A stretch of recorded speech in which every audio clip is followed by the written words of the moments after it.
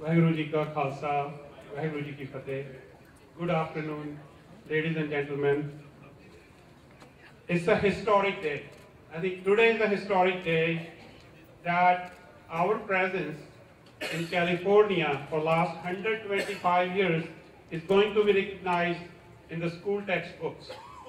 So I'd like to thank the organizers of this event, and I also like to thank all the elected members, especially our Assemblyman, Mr. Denlaw, Dr. Bindra, and Honorable Governor Jerry Brown, who's going to sign these bills.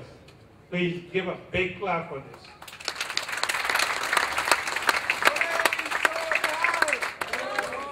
I'm going to speak why I am proud to be American. Dear fellow Americans, my name is Jasbir Kang. I'm a physician living in Yuba City. I'm going to talk about America, my adopted home. 26 years ago, I came to this land of opportunity, drawn to this land of free and brave, perhaps by its material success and wealth. But what I found instead is priceless. I found justice, fairness, I found human dignity, I found tolerance and love. I found generosity of spirit, a country that rewards hard work, and I found perfect freedom in this great passion of democracy built upon the bedrock of solid trust in God. So how did it mesh with my own beliefs? Perfectly. Because my Sikh way of life has three golden principles: hard work, sharing, always remembering God. And my Sikh faith teaches me to fight oppression. Sikhs have fought alongside Allied forces in World War I, World War II, and even today. Many of our children, brothers, sisters are serving with US Armed Forces. Our Sikh anthem starts with these lines: Desh Vapar Mohe. Oh God, give me this one gift that I may never refrain from doing what is right. My faith also teaches me to treat all human beings as one. It values gender equality, it respects all faiths. Although I was not born here, but I'm American by choice, a physician by training, my job is to save lives without judging them, without discrimination. Once again, Yuba City and America are my home. On August 5th, while I was playing golf in Tahoe, my friend called me and advised me to watch the TV. I was shocked to hear sirens, see people crying and helpless. My faith in adopted country was shaken. I had a moment of flashback memories, my parents sharing me what happened in 1947 when leaders failed to save people. It reminded me 1984. I was fearful. In aftermath of this tragedy, I have been asked today to speak on what I feel about America, my home.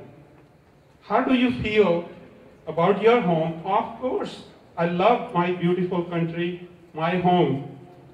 It is my shelter and comfort, a place of joy, warmth, and peace. But how do you feel about your home after someone with evil and hate has just killed part of your family? You feel sadness, you feel disowned, you feel homeless. What makes it even worse is the members of your own family look at you with suspicion because you may look a little different. You may dress differently. Your pain and sorrow knows no end. But within hours of Wisconsin tragedy, my sorrow turned into hope when our president showed love, grace, and courage while saying, quote, "We are reminded how our country has been enriched by Sikhs who are part of broader American family." Within days, Our First Lady visited the families in Wisconsin to comfort them.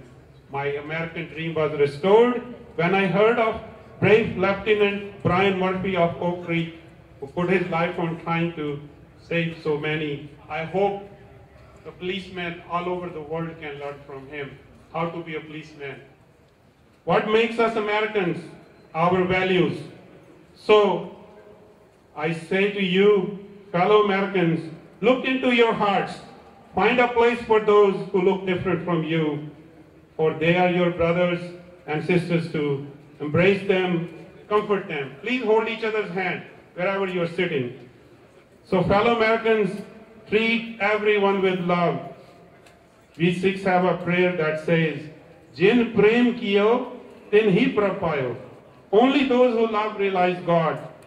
Once President Nixon said, those who hate don't win unless you hate them and then you destroy yourself. Please don't let evil split our great nation along parochial lines. For those, this is not a war between religions. It is a war between good and evil, between freedom and fear. Goodness and freedom will prevail. Fellow Americans, our greatest wealth is not material wealth, it's our freedom. Believe me, I know what it is not to be free.